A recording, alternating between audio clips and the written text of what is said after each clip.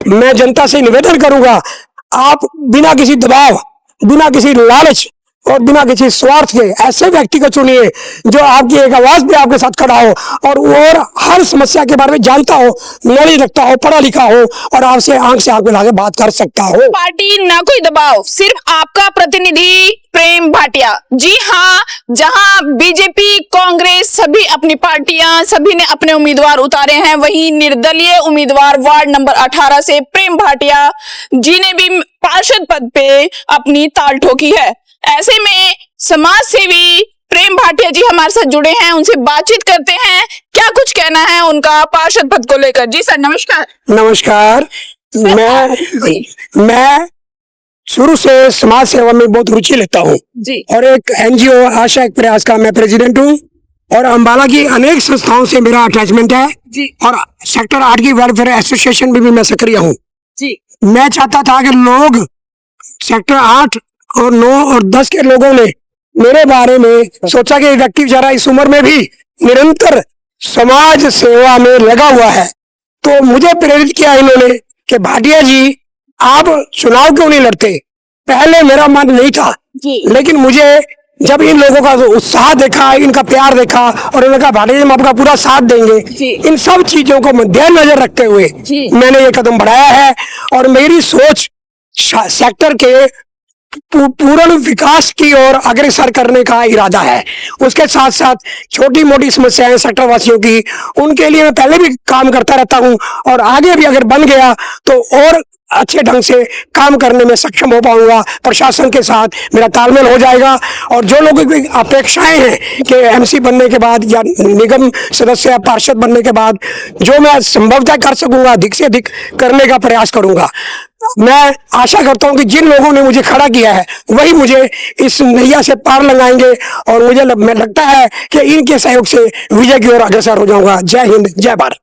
प्रेम भाटिया जिंदाबाद, प्रेम भाटिया जिंदाबाद, प्रेम भाटिया जिंदाबाद। अभी फिलहाल आपके वार्ड में क्या कुछ समस्याएं हैं जो आपको देखने को मिली? ये विकसित क्षेत्र कहा जाता है अंबाला का, जिन्हें हम सेक्टर कहते हैं, जिन्हें पॉश इंग्लिश में पॉश कॉलोनीज कहते हैं। दुर्भाग्य इस बात का है कि प्रशासन ठीक है, योजनाएं आती हैं, काम होते हैं, लेकिन काम उस ढंग से नहीं हो पाते जिसका लाभ सीधा लोगों को पहुंच सके। मुख्य समस्या जो हर वर्ष जब से मैं 22 वर्षों से देख रहा हूँ वो है पानी की समस्या। पानी की निकासी के लिए कोई प्रॉपर आज तक कोई प्रॉपर अरेंजमेंट नहीं हुआ, ना तो स्टोर वाटर सिस्टम है और ना ही बरसाती पानी जो नाले हैं उनकी सफाई या प्रॉपर व्यवस्था है।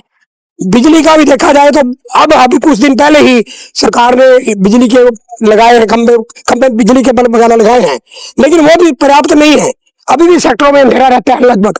और दूसरा आवारा पशु सेक्टर 4 से खुले हैं, आवारा पशु आते हैं, एक्सीडेंट होते हैं, लोग तंग होते हैं। आवारा पशुओं का हो गया, सफाई, हाँ सफाई का मामला देखो, सफाई कर्मचारी आते हैं 1 घंटा काम करेंगे बैठ जाएंगे, उनके ऊपर कोई निगरानी नहीं है, कोई प्रॉपर व्यवस्था नहीं है। स्वच्छता है, पार्कों की देख रेख है, बिजली की समस्या है, सबसे अहम पानी की निकासी, drainage system, store water system fail है, नाले साफ नहीं है।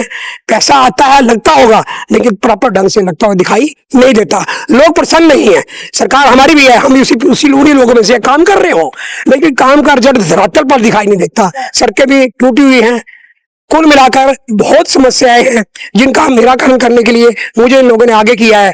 मैं विजयी होने के बाद पूरा प्रयास करूंगा कि जितना यथासंभव हो इन लोगों के कार्य में खरा उतर सकूं। जय हिंद, जय भारत। सर, देश की जो बड़ी राजनीतिक पार्टियां हैं, 2 पार्टियां, उनके पार्षदों के साथ सीधी टक्कर आपकी है, तो आने वाली 10 मई के लिए आप क्या अपील करेंगे अपनी जनता से? ऐसा 8, 9, 10 में संभ्रांत लोग, पढ़े लिखे लोग रहते हैं, उनको व्यक्ति का पता कौन व्यक्ति कैसा है, भले ही पार्षद कोई हो पहले पास्ट में, लेकिन अब लोग जाग गए हैं। उन्होंने सोचा यार व्यक्ति वही जो समाज में सक्रिय हो, हमारे से 1 to 1 हो सके, हमारे से परिचित हो, उसी व्यक्ति को आगे लाएं। तो जरूरी नहीं कि राष्ट्रीय राजनीतिक दल ही क्योंकि ये चुनाव जो है लोकल मुद्दों का चुनाव है, ये राष्ट्रीय या अंतरराष्ट्रीय मुद्दों का चुनाव नहीं है। तो इन सबको मद्देनजर रखते हुए लोग ये समझते हैं कि ये चुनाव व्यक्तिगत है, 1 to 1 लोगों से जुड़ा चुनाव है, तो इसमें पार्टी का मेरे हिसाब से शायद इतना महत्व नहीं है। ठीक है, एक निशान मिलता है, पार्टी का चिन्ह मिलता है, लोगों का रुझान बनता है, लेकिन इस हालात में, आज के हालात में आप देख रहे हो, मुझे लगता है आजाद उम्मीदवार भी काफी आएंगे, जिनमें मैं भी शायद एक होऊंगा। तो आने वाली 10 तारीख के लिए क्या कुछ अपील करेंगे जनता को? मैं जनता से निवेदन करूंगा, आप बिना किसी दबाव, बिना किसी लालच और बिना किसी स्वार्थ के ऐसे व्यक्ति को चुनिए जो आपकी एक आवाज भी आपके साथ खड़ा हो और हर समस्या के बारे में जानता हो, नॉलेज रखता हो, पढ़ा लिखा हो और आपसे आंख से आंख मिला के बात कर सकता हो। क्या चुनाव चिन्ह रहने वाला है? मेरा चुनाव चिन्ह आगे है जी, उगता हुआ सूरज, चढ़ता हुआ सूरज, राइजिंग सन, ये मेरा चुनाव चिन्ह है जी। और मुझे प्यार मिलेगा अपार। बहुत बहुत धन्यवाद। जय हिंद, जय भारत।